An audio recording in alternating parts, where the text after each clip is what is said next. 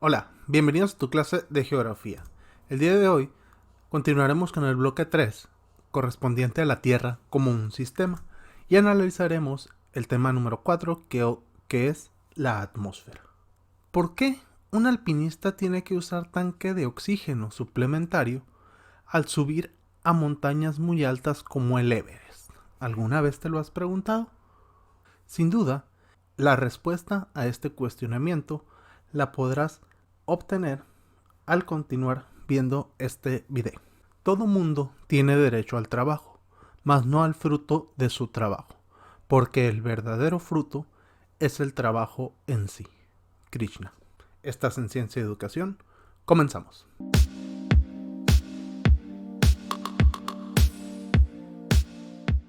Veamos pues el tema de la atmósfera. La atmósfera es esa capa de gas que rodea a la Tierra y es retenida por la acción de la gravedad. Se divide en 5 capas y está compuesta por varios gases. Es esencial para la vida ya que mantiene un ambiente favorable para la misma y además la temperatura que se mantiene dentro de la Tierra es gracias a la atmósfera. Otra de las ventajas que tiene es que nos protege de los rayos UV que provienen del Sol. En la atmósfera, partiendo de la superficie de la Tierra, se diferencian las siguientes capas. En la primera parte, entre 11 y 17 kilómetros, tenemos a la troposfera, que es aquella capa en la que vivimos nosotros y se extiende desde el nivel del mar hasta más o menos esos 17 kilómetros. Y es en esta capa donde se desarrolla la vida del planeta. Más allá de la troposfera, las condiciones no permiten el desarrollo de la vida y la temperatura y la presión atmosférica van disminuyendo en la troposfera conforme vamos incrementando la altura en la que nos encontramos. Los fenómenos meteorológicos, tal y como los conocemos, se producen en esta capa de la atmósfera, ya que a partir de ahí las nubes no se desarrollan y estos fenómenos meteorológicos se forman por el calentamiento desigual que provoca el Sol en las distintas regiones del planeta. En el caso de la estratosfera, que es entre los 18 hasta aproximadamente 50 kilómetros, se encuentra una capa muy importante, que es la capa de ozono entre los 30 y 40 kilómetros. ¿Por qué es muy importante? Porque esta capa es donde se determinan las altas concentraciones de ozono y la temperatura se vuelve muy estable, sobre los 0 grados centígrados. Además, es la que no va a permitir la salida del oxígeno, o la que permite más bien la permanencia del oxígeno más abajo de ella hasta el nivel del mar, y es lo que permite que nosotros podamos permanecer en el planeta. En el caso de la mesósfera, es la capa de la atmósfera que se encuentra desde los 50 hasta aproximadamente 80 kilómetros y el comportamiento de la temperatura en la mesósfera es semejante a la troposfera, ya que desciende conforme aumenta la altura. Y esta capa de la atmósfera, a pesar de ser fría, es capaz de frenar a los meteoritos. Ahí es donde se van a deshacer los meteoritos al precipitarse en la atmósfera, donde se incendian, donde de esa forma dejan rastros de fuego en el cielo, sobre todo por las noches, que podemos observar, etcétera, ¿no? En el caso de la termósfera, que abarca desde los 80 hasta los 200 kilómetros, es la capa más amplia y a estas alturas queda muy poco aire y las partículas que existen en esta capa se ionizan por la radiación ultravioleta.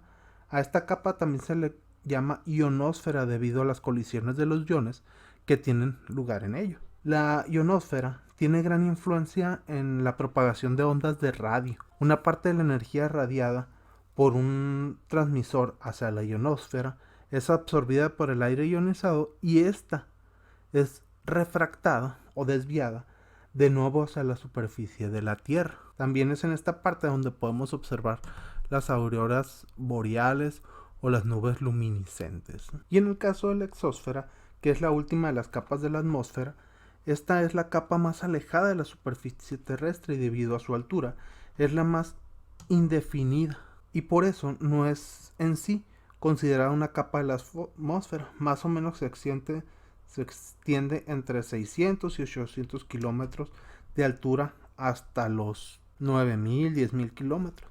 Y esta capa de la atmósfera es la que separa el planeta Tierra del espacio exterior, y en ella los átomos se escapan. Está compuesta en su mayoría de hidrógeno y puede observarse en esta capa que ocurren distintos fenómenos y tienen distintas funciones, desde la lluvia, los vientos, las presiones, pasando por la capa de ozono y los rayos ultravioleta. Cada una de las capas de la atmósfera tiene su función que hace que la vida en el planeta sea tal y como la conocemos. En el caso de la composición química de la atmósfera, tenemos diferentes gases que la constituyen.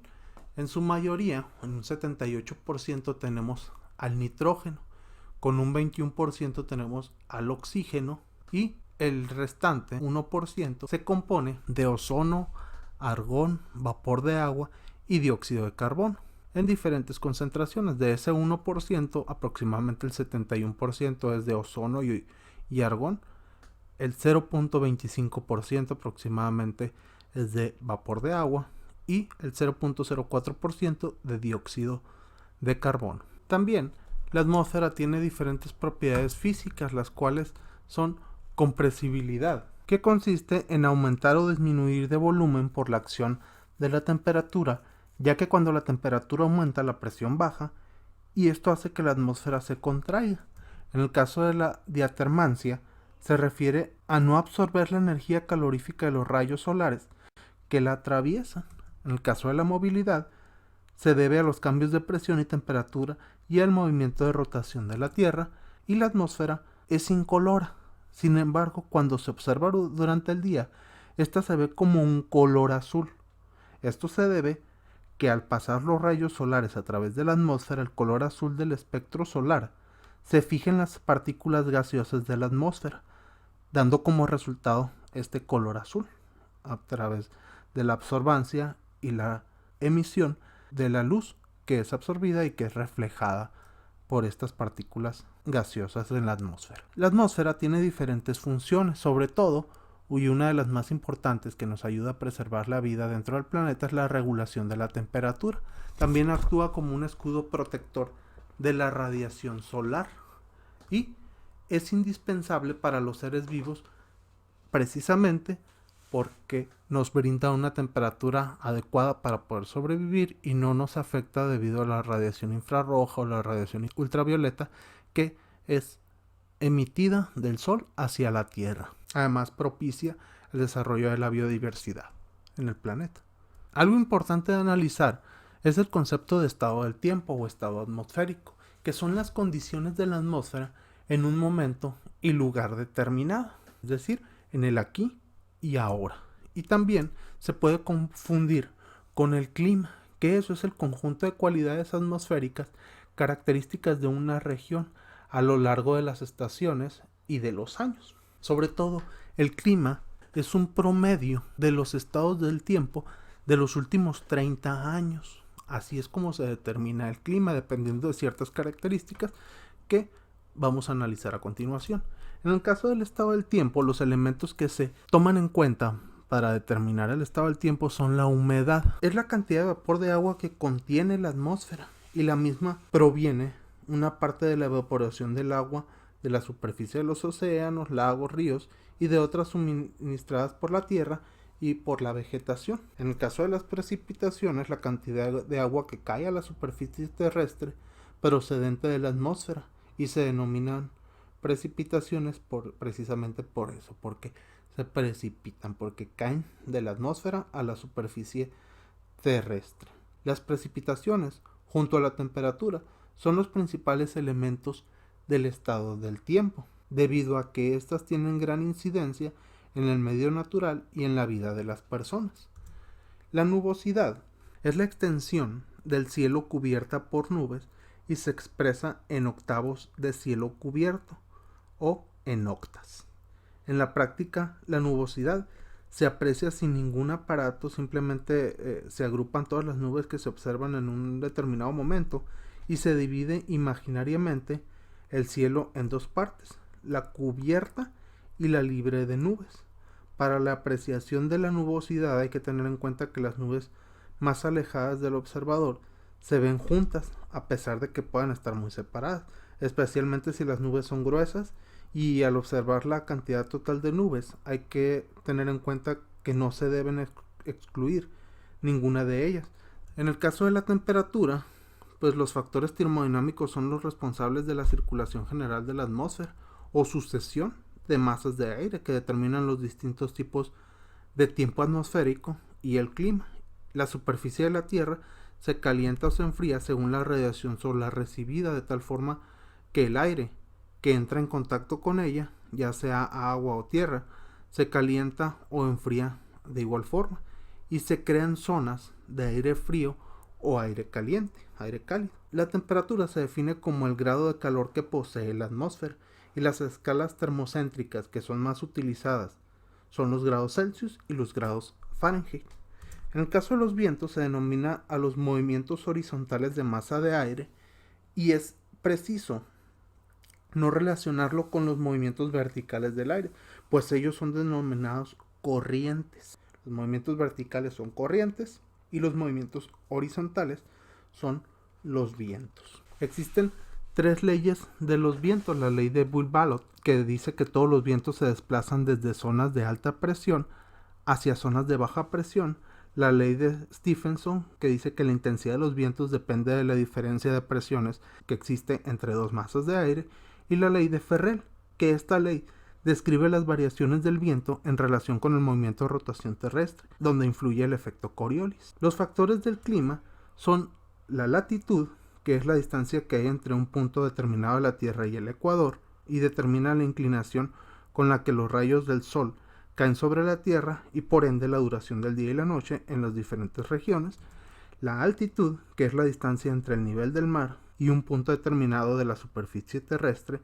Este factor tiene como influencia sobre la presión atmosférica, la temperatura y la pluviosidad. En el caso del relieve está relacionado con las formas de la superficie terrestre, como las cadenas montañosas, tiene influencia sobre la temperatura y las precipitaciones. La continentalidad, que es la distancia del mar.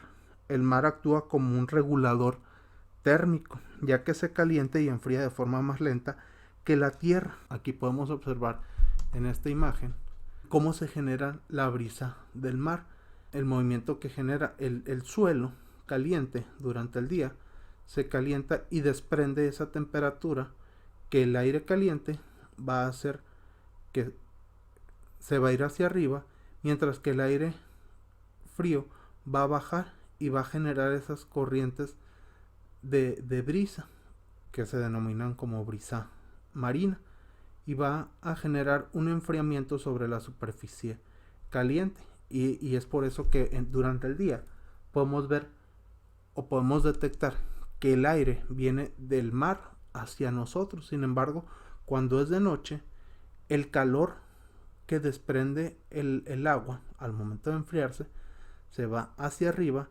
y empieza el aire frío que está en la superficie de la arena o de la tierra pegada al mar, se enfría a consecuencia de eso y baja ese aire o va hacia el mar para enfriarlo más rápidamente. Entonces la circulación de aire caliente y frío o de generación de brisa del mar y de la tierra cambian de sentido durante el día y la noche. Además, el mar afecta también la humedad y la pluvosidad. Las zonas que se encuentran más cercanas al mar tienen temperaturas más moderadas y con menor variación que los lugares que están más alejados del mar.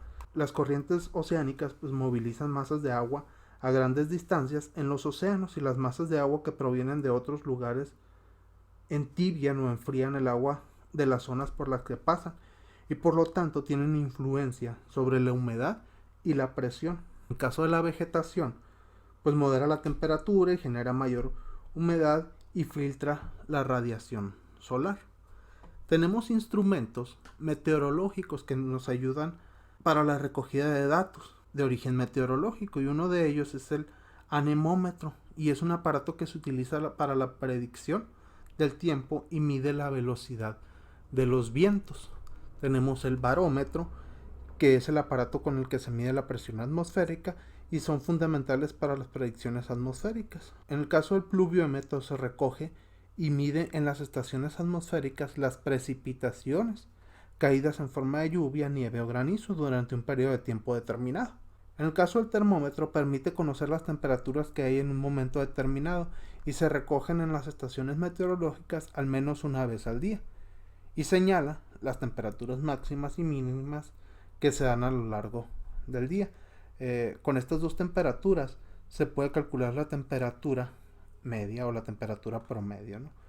La veleta nos indica la dirección de los vientos y suele colocarse en lugares elevados, ya que dispone de una cruz horizontal con los puntos cardinales. Existe también la prevención por parte de Protección Civil para los desastres, donde se define un riesgo como las condiciones, procesos, fenómenos o eventos que debido a su localización y frecuencia pueden causar heridas, enfermedades o la muerte de seres humanos y provocar daños al medio ambiente. Esos riesgos pueden provocarse por fenómenos naturales y a ese tipo de riesgos se les llama riesgos geológicos. Además, que esos riesgos provocados por fenómenos naturales pueden golpear muy fuerte y ocasionar desastres. A eso se le conoce como fenómeno natural, cuando se golpean muy fuerte y se ocasionan esos desastres. Esos desastres pueden ser de tipo natural o pueden ser ocasionados por el hombre y son sucesos que producen mucho daño o afectación. En este caso tenemos a los desastres como desastres humanos y naturales. En el caso de los naturales tenemos a los geológicos, que son un ejemplo de ello los sismos y las erupciones volcánicas, y en el caso de los climáticos tenemos fenómenos meteorológicos violentos como los huracanes, los tornados, las sequías también son son desastres naturales climáticos. Tenemos que para la prevención de riesgos debemos conocer cuáles son estos riesgos, y existen tres tipos de riesgos: riesgos internos, que son los que suceden en el interior de la Tierra, como los volcanes, las erupciones volcánicas, los terremotos o los tsunamis; riesgos que se presentan en el exterior de la Tierra, como las inundaciones o los movimientos gravitacionales; y los riesgos inducidos, como lo podría ser el cambio climático, que es inducido por el hombre o provocado por el hombre. Y existen factores que incrementan esos riesgos, como por ejemplo el crecimiento de las ciudades. Si tú incrementas la cantidad de población de una ciudad, pues vas a incrementar la cantidad de riesgos, sobre todo inducidos. También influyen en el calentamiento global, la contaminación tanto de agua, suelo, aire.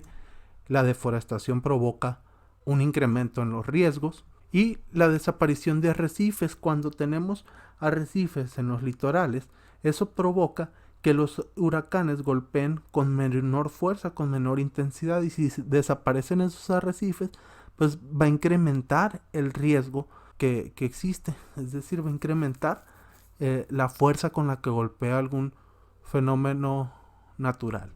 Y la sobreexplotación del agua, y no solamente la sobreexplotación del agua, la sobreexplotación de todos los recursos, va a inducir a que se incrementen los riesgos de desastre. Para prevenir un desastre o predecir algún desastre natural, se deben de considerar tres factores: la peligrosidad, que es la probabilidad de que ocurra un determinado riesgo con una intensidad y magnitud definidas, qué tan peligroso es que ocurra ese desastre; la exposición, que se refiere a la cantidad de personas a las que se puede afectar determinado fenómeno. Por ejemplo, si viene algún huracán a chocar con algún litoral, ¿qué tan expuesta va a estar esa población? ¿Qué cantidad de personas van a estar expuestas a ese fenómeno meteorológico? Y, por último, la vulnerabilidad. ¿Qué cantidad de personas en relación con la cantidad de personas expuestas se encuentran vulnerables a ser víctimas de ese determinado fenómeno? Si ya se tiene el dato, ya se tiene registrado que un fenómeno natural ocurrió en esa zona de la misma magnitud, se puede calcular cuál va a ser la vulnerabilidad. A lo mejor del total de las personas que estuvieron expuestas a ese fenómeno natural, el 30% solamente fueron personas que fueron afectadas o que fueron víctimas o que tuvieron pérdidas Entonces, ahí tenemos la vulnerabilidad. El 30% de la población es vulnerable. ¿Y qué es lo que hace Protección Civil? Normalmente actúa antes de que llegue ese fenómeno y empiezan a evacuar a las personas. Los mandan a albergues temporales. ¿Para qué? Para que se puedan proteger y estar en un lugar seguro y evitar que sean víctimas de ese desastre. Eso ha sido todo por el día de hoy. Si te gustó el video, no olvides suscribirte a nuestro canal, darle like, compartir y activar la campanita de notificación. Si tienes dudas, preguntas o comentarios, déjalos en este video o haznoslos llegar a través de nuestro correo cienciaeducacion20@gmail.com, también a través de nuestra página de Facebook, CIES, cienciaeducacion, @cienciaeducacion20. Muchas gracias, Carlos, por la edición de este video. Nos vemos en la próxima. Chao.